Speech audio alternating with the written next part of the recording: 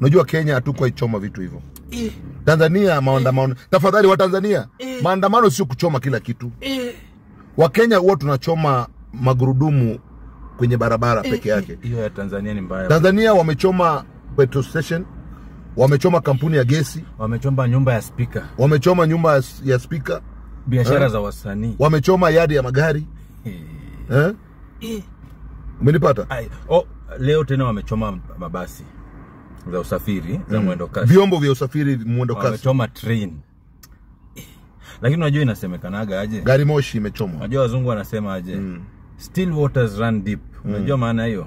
Yani maji matulivu yana kina kirefu.